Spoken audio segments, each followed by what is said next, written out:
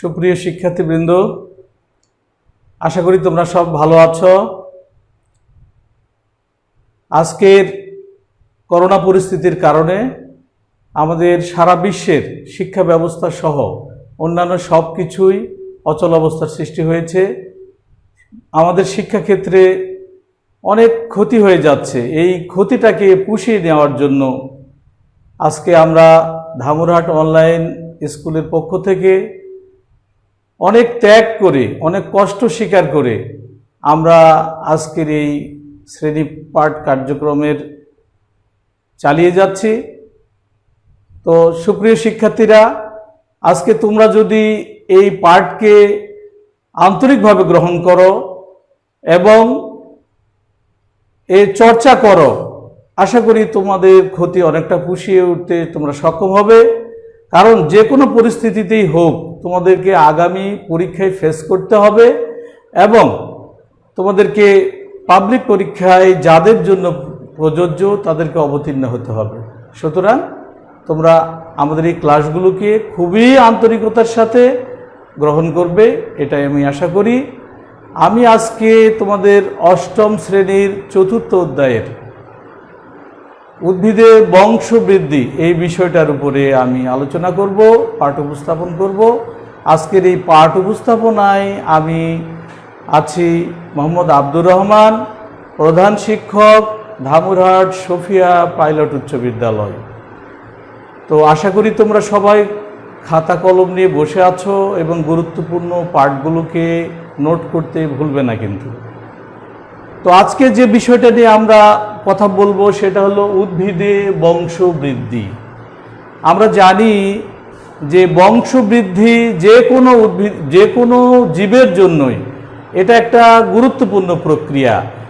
প্রত্যেকটা উদ্ভিদ তার আপন বংশধর, নিজের বংশধরকে তারা রেখে যেতে চায় এবং এটাই বংশের একটা ধারাবাহিক প্রক্রিয়া। অর্থাৎ যদি কোনো বংশধর রেখে যেতে না পারে তাহলে কোনো জীবের তো বিলুপ্তি ঘটাই স্বাভাবিক। সুতরাং এটা একটা অত্যন্ত গুরুত্বপূর্ণ প্রক্রিয়া। আমরা অত্যন্ত ভালো করে আমরা আজকের এই উদ্ভিদের বংশবৃদ্ধি বিষয়টা আমরা বুঝব। তো বংশবৃদ্ধি এখানে জীব তো দুই প্রকার আমরা সবাই জানি, প্রাণী এবং উদ্ভিদ।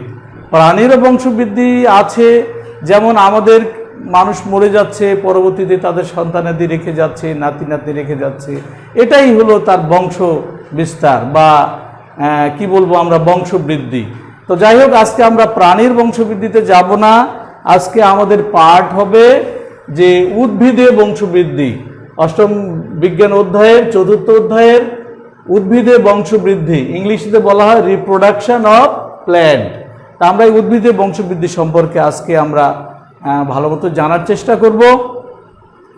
তো এই প্রক্রিয়াটা জানার জন্য আমরা ভিডিও কন্টেন্ট ব্যবহার করে এবং সেখানে অ্যানিমেশন এবং নানাবিধ উপকরণ, নানাবিধ ছবি সেখানে আমরা ব্যবহার করে পাঠটাকে সহজভাবে উপস্থাপনা করার চেষ্টা করব। আশা করি তোমরা এটাকে মনোযোগ সহকারে সেটা গ্রহণ করবে। তো তোমরা দেখতে পাচ্ছ যে আমাদের এখানে যে প্রজেক্টরের মাধ্যমে বা স্মার্ট টিভিতে আমরা দেখতে পাচ্ছি যে চতুর্থ অধ্যায় উদ্ভিদে বংশবৃদ্ধি, রিপ্রোডাকশন অফ প্ল্যান্ট। নেক্সট। তো এই বংশবৃদ্ধি, এখানে তোমরা একটা ছবি দেখতে পাচ্ছ। দেখো যে প্রত্যেকটা উদ্ভিদের বীজ থেকে নতুন চারা গাছ হয়। সেই চারা গাছ যখন বড় হয়, ফুল হয়, সেখানে ফল হয় এবং এই ফল থেকে যখন আবার বীজ হয়, সেই বীজ আবার পরবর্তীতে বংশ বিস্তারের মাধ্যম হিসেবে কাজ করে। এবং আরেকটা বিষয় আমরা লক্ষ্য করব যে বংশ বিস্তারের জন্য একদিকে যেমন বীজের মাধ্যমে করা হয়, অন্যদিকে অঙ্গজ বংশ বিস্তারের মাধ্যমেও আমরা নতুন বংশ বিস্তার করতে পারি, উদ্ভিদের প্রজনন কাজ সম্পন্ন করতে পারি। তো আমরা এখন এই অ্যানিমেশনে আমরা কি দেখতে পেলাম? এখানে আমরা দেখতে পেলাম চারা গাছটি ধীরে ধীরে বড় হয়ে ফুলে ফুলে ভরে গেছে, এরপরে অসংখ্য আম সৃষ্টি হয়েছে। এই ফলগুলোর ভিতরে বীজ আছে এই বীজগুলো মাটিতে অঙ্কুরিত হয়ে নতুন চারাগাছ জন্মায়। এসব চারাগাছ বড় হয়ে পূর্ণাঙ্গ উদ্ভিদ সৃষ্টি করে। এই ঘটনার নামই উদ্ভিদের বংশবৃদ্ধি বা প্রজনন। তোমরা নিশ্চয়ই জানো, এটা আমাদের চোখের সামনে, আমরা আমাদের চারিপাশে আমরা প্রচুর দেখতে পাচ্ছি। যেমন এই যে এই আমের মৌসুম শেষ হয়ে গেছে, আমরা আম খেয়ে বীজ ফেলে দিয়েছি, সেই বীজ থেকে নতুন গাছ জন্ম হচ্ছে। আমরা বরই খেয়ে ফেলে দিচ্ছি, সেটা থেকে নতুন গাছ হচ্ছে। আমরা কাঁঠাল খেয়ে ফেলে দিচ্ছি, সেখান থেকে নতুন গাছ হচ্ছে। সুতরাং এটা তোমাদের জন্য অত্যন্ত সহজ শিক্ষার্থী বন্ধুরা, তোমরা একটু মন প্রাণ ঢেলে দিয়ে এটা দেখবে আশা করি। তোমরা কি বলতে পারো প্রজননটা কি? হ্যাঁ, প্রজনন একটি জটিল প্রক্রিয়া, যে প্রক্রিয়ায় জীব তার হুবহু নিজের মতো বংশধর সৃষ্টি করে, তাই প্রজনন। প্রজনন, উদ্ভিদে প্রজনন প্রধানত দুই প্রকার। একটা হলো অযৌন প্রজনন, আর একটা হলো যৌন প্রজনন। একটু থাকবে। অযৌন প্রজনন বলতে বোঝা যাচ্ছে যে যেখানে কোনো পরাগায়নের কোনো বিষয় নেই, অর্থাৎ পুং গ্যামেট স্ত্রী গ্যামেট বা পুং জননকোষ স্ত্রী জননকোষের কোনো সংমিশ্রণ নেই, অর্থাৎ সম্পূর্ণ সেই জননকোষের কোনো প্রতিক্রিয়া ছাড়াই বা সংযোজন ছাড়াই যে জনন কার্যটা সম্পূর্ণ হচ্ছে, সেটাই হলো অযৌন প্রজনন। দুটো জননকোষের মিলন ছাড়াই অযৌন প্রজনন সম্পূর্ণ হয়। নিম্ন শ্রেণীর জীবেরা অযৌন প্রজননের মাধ্যমে বংশ বিস্তার করে। সাধারণত এখানে যে নিম্ন শ্রেণীর জীবটাকে বলা হচ্ছে, বিশেষ করে মাইক্রো অর্গানিজম, যেগুলো ছত্রাক, ব্যাকটেরিয়া, শৈবাল, এগুলোকে নিম্ন শ্রেণীর উদ্ভিদ বলা হয়। সাধারণত অযৌন জননটা নিম্ন শ্রেণীর উদ্ভিদেই বেশি দেখা যায়। অযৌন প্রজনন প্রধানত দুই ধরনের, একটা হলো স্পোর উৎপাদন, দ্বিতীয় হলো অঙ্গজ প্রজনন, দেহের কোনো অংশের বিচ্ছিন্নকরণের মাধ্যমে। হ্যাঁ, স্পোর উৎপাদনের মাধ্যমে অযৌন প্রজনন। শিক্ষার্থী বন্ধুরা, এটা কিরকম আমরা এবারে লক্ষ্য করব। আমরা এখানে ছবিতে দেখতে পাচ্ছি যে এখানে মিউকর, একটা ছত্রাক, অর্থাৎ ফানজাই ইংলিশে যাকে বলা হয় ফাঙ্গাস, সেটার এই মিউকর ছত্রাকের একটা খণ্ডের উপরে দেখো একটা কোষ বর্ধিত হয়ে স্ফীত হয়ে, এই নিউক্লিয়াসটা স্ফীত হয়ে সেখানে অনেকগুলো দানার মতো সৃষ্টি হচ্ছে, তোমরা দেখতে পাচ্ছ। এইগুলোকে বলা হচ্ছে স্পোর। এগুলো এক সময় পরিপূর্ণ হয়ে ফেটে যায়। এই যে তোমরা দেখতে পাচ্ছ যে ফেটে যায়, এগুলো বাতাসের মাধ্যমে ছড়িয়ে যায় বিভিন্ন জায়গায়। এই ছড়ানোর ফলে এটা সেখানে নতুন উদ্ভিদের জন্ম দিচ্ছে। আমরা এখানে দেখতে পাচ্ছি যে মিউকর নামক ছত্রাকের অণুবীজ থলি বা স্পোর থলির ভিতরে অসংখ্য অণুবীজ বা স্পোর তৈরি হচ্ছে। অণুবীজ থলি ফেটে গিয়ে অণুবীজগুলো বাইরে বের হচ্ছে এবং সেগুলো অঙ্কুরিত হয়ে নতুন মিউকরের জন্ম দিচ্ছে। তাহলে এটা একটা অযৌন প্রজননের একটা এক্সাম্পল আমরা জানছি। হ্যাঁ, সুপ্রিয় শিক্ষার্থীরা, এবারে আমরা অঙ্গজ প্রজনন সম্পর্কে আমরা কথা বলবো। অঙ্গজ প্রজননে কি বলছে যে সূত্রাকার দেহের অগ্রভাগে শিকলের মতো অনেকগুলো অণুবীজ তৈরি হচ্ছে। এই যে তোমরা দেখতে পাচ্ছ শিকলের মতো অণুবীজ হচ্ছে। এই অণুবীজগুলোর নাম বহি অণুবীজ বা কনিডিয়া। এক বচনে কনিডিয়াম বলে এক একটাকে। এগুলো কি হচ্ছে, খসে পড়ছে। আমরা দেখতে পাচ্ছি এই যে খসে পড়ে চলে যাচ্ছে এবং অঙ্কুরিত হয়ে নতুন পেনিসিলিয়াম সৃষ্টি হচ্ছে। আমরা জানি এই সেই পেনিসিলিয়াম, যে পেনিসিলিয়াম দিয়ে অ্যান্টিবায়োটিক তৈরি হয় এই ছত্রাক থেকে। এটাও আমাদের একটা সাধারণ জ্ঞানের প্রশ্ন। আমরা পরবর্তীতে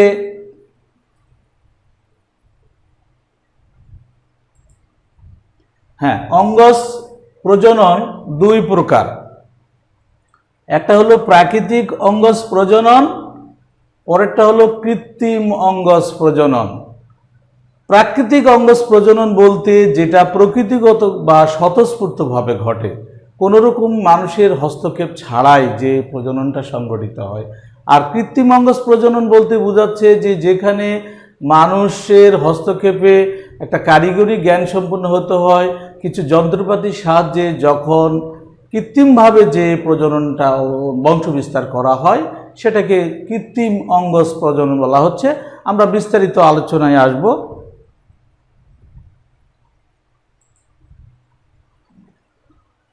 আমরা দেখতে পাচ্ছি যে প্রাকৃতিক অঙ্গজ প্রজননের এখানে দেহের খণ্ডায়নের মাধ্যমে হচ্ছে, বিশেষ করে এটা নিম্ন শ্রেণীর উদ্ভিদের মধ্যে। এরপরে আমরা দেখব মূলের মাধ্যমে, আর একটা মূল বলতে এখানে রূপান্তরিত মূল, মডিফাইড রুট। আর পরবর্তীতে আমরা দেখব যে রূপান্তরিত কাণ্ড, অর্থাৎ ইংলিশে বলে মডিফাইড স্টেম। আমরা খণ্ডায়নের মাধ্যমে দেখতে পাচ্ছি যে এটা একটা স্পাইরোগাইরা নামক শৈবাল, এর সূত্রাকার দেহ খণ্ডায়নের মাধ্যমে প্রাকৃতিক অঙ্গজ প্রজননে অংশ নেয়। আমরা দেখতে পাচ্ছি যে শৈবালের যে কোনো একটা খণ্ড এটা থেকে নতুন উদ্ভিদের বা নতুন শৈবালের জন্ম নেয়।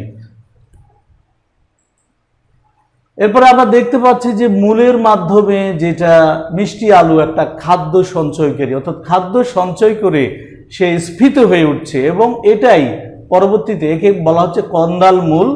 এর গায়ে কুড়ি থাকে, এই যে আমরা দেখতে পাচ্ছি কুড়িগুলো, এবং এখানে গাছ বের হয়ে গেছে। এসব কুড়ি থেকে প্রাকৃতিকভাবে অঙ্গজ প্রজননে অংশ নেয়। এটা হলো মিষ্টি আলু এর একটা উদাহরণ। এরপরে আমরা দেখতে পাচ্ছি যে আরো কিছু অঙ্গজ প্রজনন আছে, যে আমি একটু আগেই বললাম যে রূপান্তরিত কাণ্ডের মাধ্যমে বিভিন্নভাবে অঙ্গজ প্রজনন ঘটে থাকে। এদের সম্পর্কে জানতে, এদের সম্পর্কে আমরা এখন বিস্তারিত জানবো। যেটা একটা উদ্ভিদের শাখা, যেখানে পাতা আছে, বিভিন্ন পাতা এবং কক্ষ। আমরা একটা একটা করে বিস্তারিত এই রূপান্তরিত কাণ্ড সম্পর্কে আমরা জানবো, যারা উদ্ভিদ প্রজননের অংশগ্রহণ করে।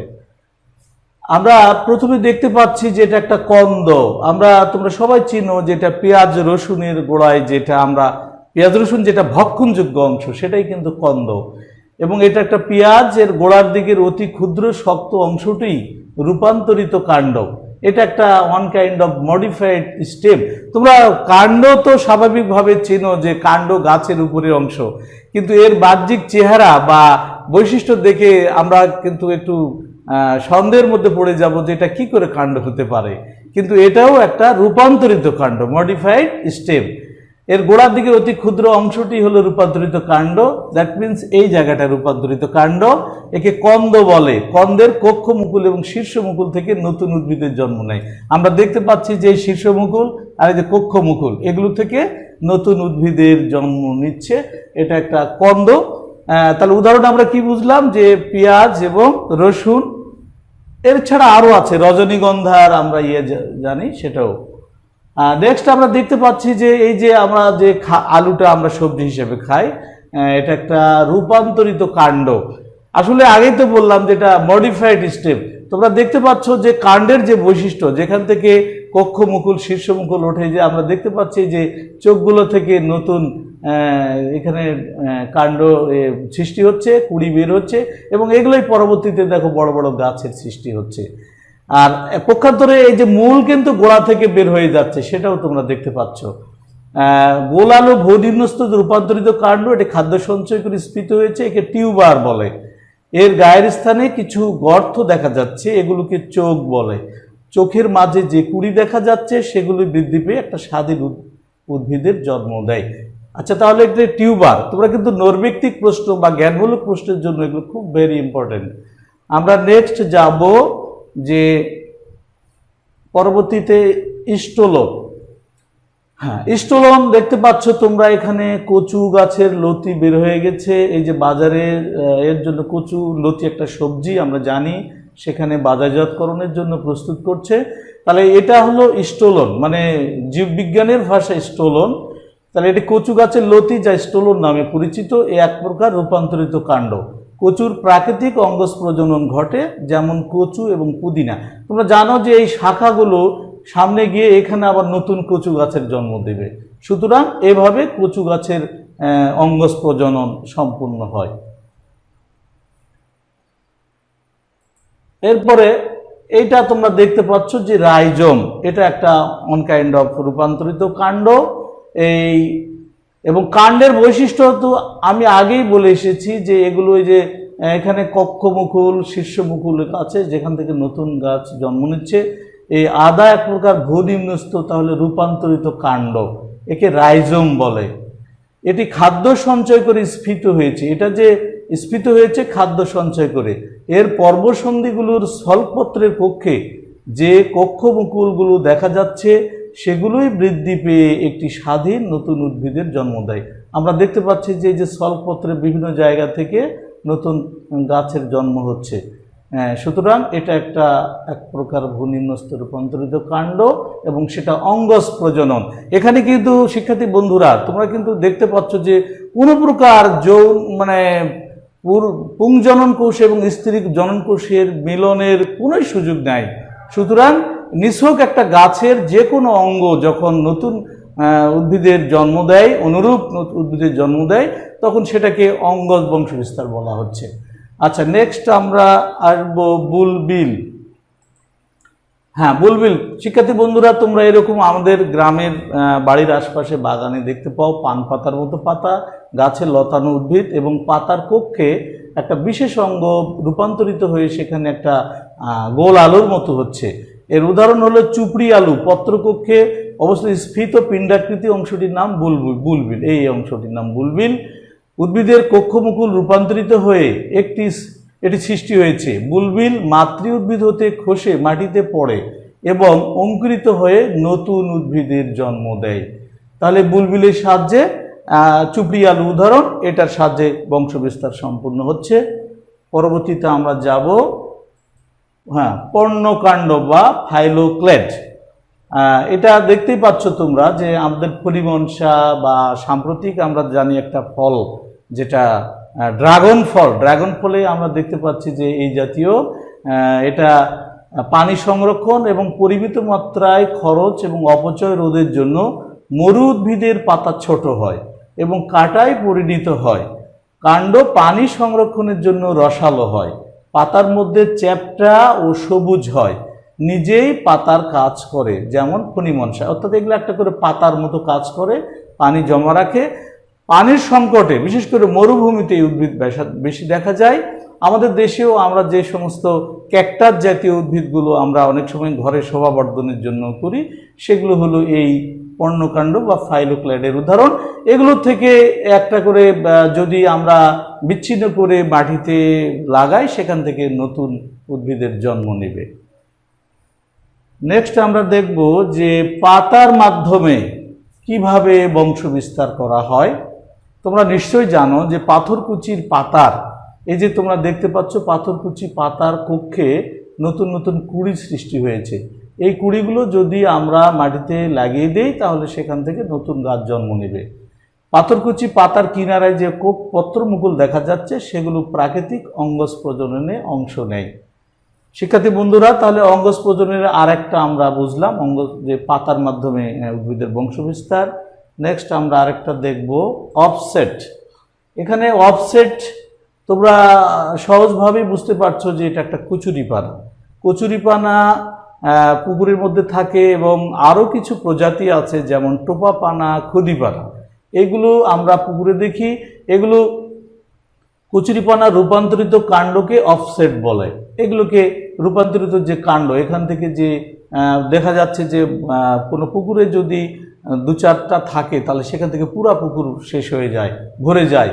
তো সেখান থেকে এই রূপান্তর কাণ্ড অফসেট মাতৃ উদ্ভিদ হতে বিচ্ছিন্ন হয়। এক সময় যখন দেখা যাচ্ছে যে এই প্রথম গাছ মা গাছ থেকে এটা বিচ্ছিন্ন হয়ে স্বাধীন উদ্ভিদে পরিণত হয়। এর উদাহরণ হলো কচুরিপানা, টোপাপানা, ক্ষুদিপানা ইত্যাদি। তাহলে শিক্ষার্থী বন্ধুরা, আমরা এই অঙ্গজ প্রজননের বেশ কয়েকটা গুরুত্বপূর্ণ বিষয় আমরা জানতে পারলাম। আমরা নেক্সট কৃত্রিম অঙ্গজ প্রজনন। তাহলে এতক্ষণ আমরা যেটা জানতে পারলাম যে প্রাকৃতিক মানে ওটার মধ্যে আমাদের কোনো হাত নেই, প্রকৃতিগত বা সৃষ্টিকর্তা প্রদত্ত স্বতঃস্ফূর্তভাবে যে প্রজনন ক্রিয়াটা সম্পূর্ণ হচ্ছে কোনো যৌন সংযোগ ছাড়াই, তো সেটাই হলো আমরা জানলাম। এরপরে আমরা যেটা জানবো যে কৃত্রিম অঙ্গজ প্রজনন। কৃত্রিম অঙ্গজ প্রজনন এটা কৃত্রিম আগে একটু ধারণা আমি দিয়েছি যে এটা মানুষ তার কারিগরি জ্ঞান দিয়ে যন্ত্রপাতির সাহায্যে উন্নত জাতের উদ্ভাবনের জন্য এই প্রক্রিয়া অবলম্বন করে। এর কি সুবিধা এবং গুরুত্বপূর্ণ কিছু সুবিধা আছে যেটা তোমাদের সারা জীবন মনে রাখতে হবে, এবং আসলে আমরা সেই কাজের জন্য এই কৃত্রিম অঙ্গজ প্রজনন করি। তো তোমরা কি জানো গাছের ডাল থেকে নতুন উদ্ভিদ সৃষ্টি করা যায়? তোমাদের জানা মতে এমন কিছু উদ্ভিদের নাম বলো যার গাছের ডাল বা শাখা থেকে কৃত্রিমভাবে নতুন উদ্ভিদ তৈরি করা যায়।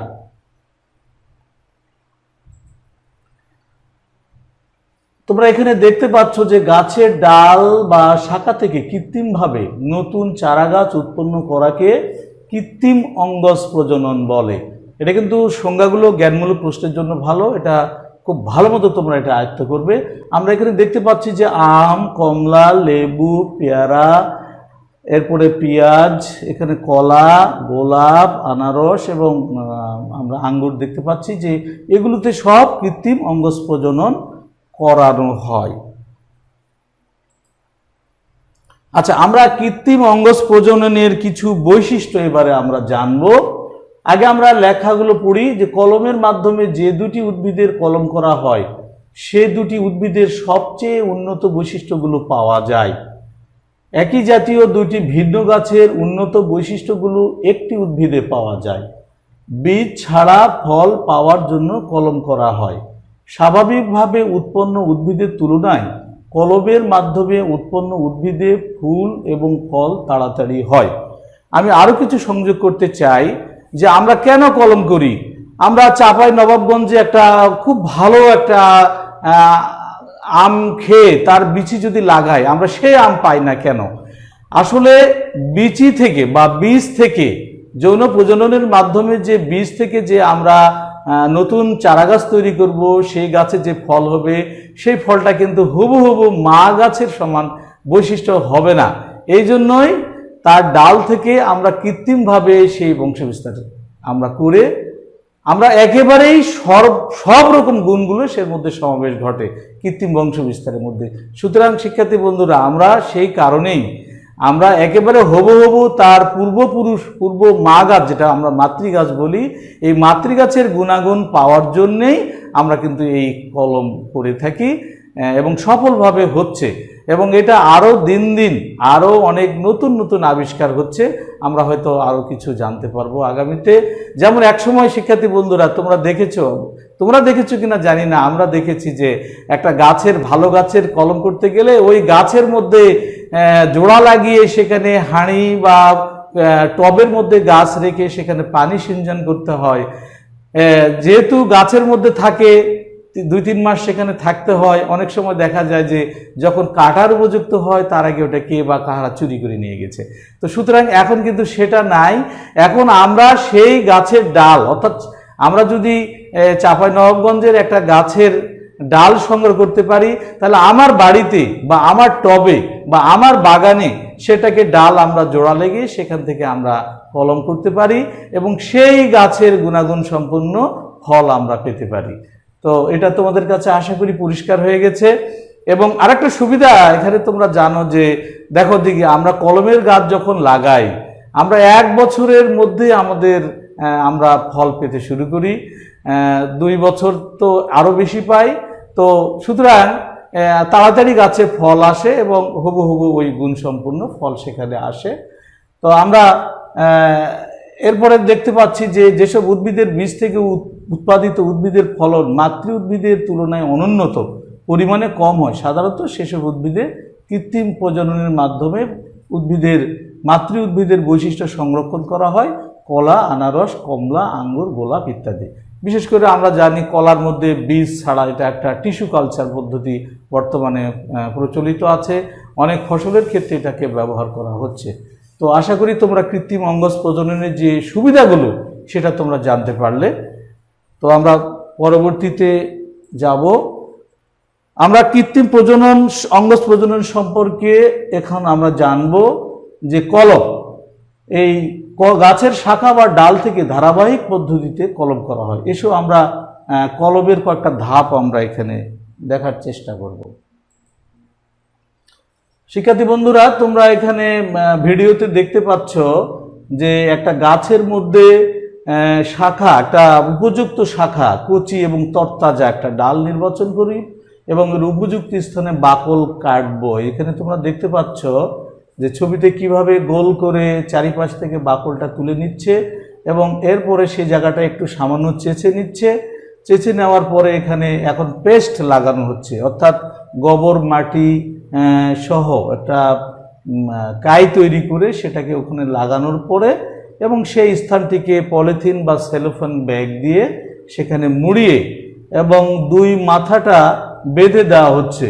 তোমরা বাজারে অনেক চকলেট দেখবে যে দুই মাথাটা মোড়ানো, মাঝখানে উঁচু, ঠিক এরকম একটা দেখতে পাবে। এবং এটা একটা ওয়ান কাইন্ড অফ কলম, গ্রাফটিং বলা হয় ইংরেজিতে, এবং এটা নাম হলো গুটি কলম। আসলে কলম অনেক ধরনের আছে, জোড় কলম আছে, বিযুক্ত জোড় কলম আছে। বিশেষ করে আমের ক্ষেত্রে বিযুক্ত জোড় কলমটা এখন জনপ্রিয়। বললাম তো যে কাঙ্ক্ষিত গাছের ডাল নিয়ে এসে আমরা আমার বাড়িতে বা টবে জংলি গাছের উপরে আমরা সেট করতেছি, এটাকে বিযুক্ত জোড় কলম বলা হচ্ছে। আমের ক্ষেত্রে খুব জনপ্রিয়। শিক্ষার্থী বন্ধুরা, এবারে পলিথিনে মোড়ানো দুই মাথা সুতাতে বেঁধে দিল এবং কিছুদিন পরে দেখা যাচ্ছে যে শিকড় গজাইছে, মূল গজিয়ে গেছে। তখন এটা মাতৃগাছ থেকে বিচ্ছিন্ন করে আমরা আমাদের বাগানে আমরা রোপণ করব।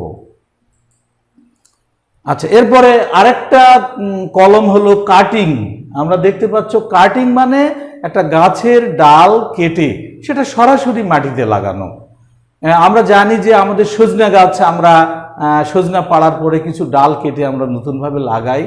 শিমুল গাছ আছে এবং গোলাপ গাছ আছে এবং লেবুর গাছও যদি আমরা ডাল কেটে এক জায়গায় লাগাই সেখান থেকে নতুন চারা গাছ তৈরি হবে এবং এটা একটা এক জাতীয় একটা মানে অঙ্গজ বংশ বিস্তার। এখানে তোমরা দেখতে পাচ্ছ যে লেবু গাছের কিভাবে ডাল কেটে ভেজা মাটিতে পুঁতে দিল, কিছুদিন পর লক্ষ্য করে দেখা যাবে গোড়া থেকে নতুন কুড়ি গজাচ্ছে। এসব কুড়ি বড় হয়ে পূর্ণাঙ্গ লেবু গাছ, এই যে দেখো নতুন নতুন কুড়ি সেখানে আমরা ভিডিওতে দেখতে পেলাম।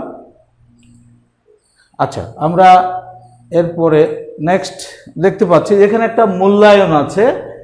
শিক্ষার্থী বন্ধুরা, কলম এখানে কিন্তু খুব সংক্ষেপে উপস্থাপন করা হয়েছে। আমি তো বললাম আরও অনেক ধরনের কলম আছে, টি-চক কলম আছে, বিশেষ করে গোলাপের মাঝে করা হয় এবং আরও অনেক ধরনের ফসলের ক্ষেত্রে টি-চক কলম করা হয়।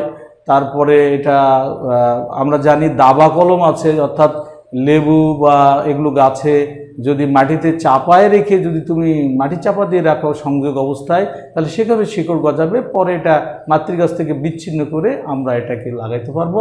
তো এখানে দেখতে পাচ্ছি যে আমরা একটা মূল্যায়ন এখানে আছে। এই মূল্যায়নটা আমি ঠিক এতটা সময় তোমাদের নষ্ট করব না। তোমরা এখানে যে শব্দগুলো দেখতে পাচ্ছ এগুলোর সবগুলোরই এখানে ছবি দেওয়া আছে।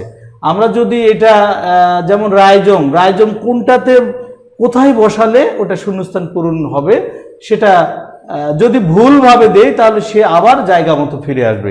আমি একটা এক্সাম্পল দিচ্ছি, তোমরা ভালো করে দেখো। যেমন এই যে স্টোলনটা আমি যদি এইখানে দেই বুলবিলের কাছে, সে কিন্তু থাকছে না, এই যে চলে গেল জায়গা মতো। আবার যদি স্টোলনটাকে আমি এইখানে দেই, এটা সঠিক, সেখানে থেকে গেল। তো সুতরাং শিক্ষার্থী বন্ধুরা, এভাবে আমরা এই বিভিন্ন রকমের খালি শব্দ পূরণ করতে পারি। সময় সংক্ষেপের কারণে আমাদের এই অধ্যায়টা অনেক বড়। তো শিক্ষার্থী বন্ধুরা, আজ আমাদের হাতে সময় নেই। আমরা পরবর্তী ক্লাসে যৌন প্রজনন সম্পর্কে জানবো, পরাগায়ন জানবো, উদ্ভিদের বীজের অঙ্কুরোদ্গম বিষয় ইত্যাদি বিষয় জানবো। তো তোমরা এই যে ক্লাসটা করলাম, যে পাঠটা তোমাদের নিলাম, এটা তোমরা চর্চা করবে এবং তোমরা আগামীতে প্রস্তুতি নিবে। এগুলোর উপরে কিন্তু আমাদের মূল্যায়ন হবে, সেই লক্ষ্যে তোমরা নিজেকে প্রস্তুত করবে। তো শিক্ষার্থী বন্ধুরা, পরবর্তী ক্লাসের জন্য আমন্ত্রণ জানিয়ে এবং তোমরা শারীরিকভাবে সুস্থ থাকো, যে করোনা পরিস্থিতির যে প্রতিরোধমূলক ব্যবস্থাগুলো তোমরা মেনে চলবে, কঠিনভাবে মেনে চলবে, নিজেকে সুরক্ষিত রাখবে। সবাই ভালো থাকো। ধন্যবাদ সকলকে।